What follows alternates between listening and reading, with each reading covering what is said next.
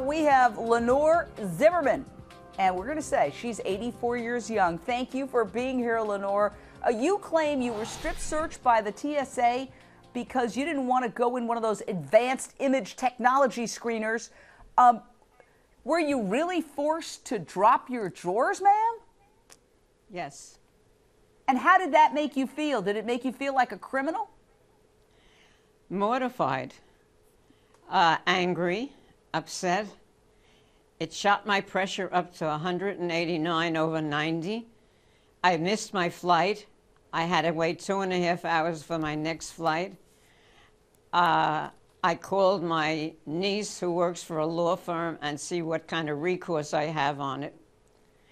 I heard from my niece, who has a son-in-law who was in Europe, and heard about it on CNN in Europe.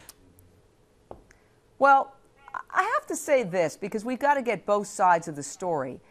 We all know life changed after 9/11. We remember the horror of that day more than 10 years ago, and we don't want it to happen again.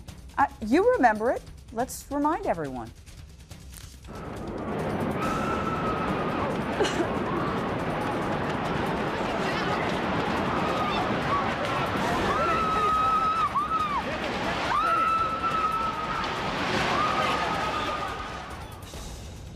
The big issue here, ma'am, and I respect the fact that you feel terrible about this, but nobody knows what a terrorist looks like. You remember British-born Richard Reed? He tried to smuggle explosives onto a plane hidden in his shoe. That's why we have to take our shoes off.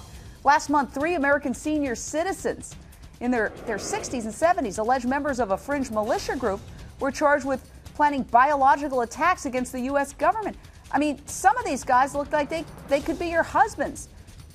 What is your reaction to this point that nobody knows what a terrorist looks like anymore? I was in a wheelchair. I weigh 103 pounds.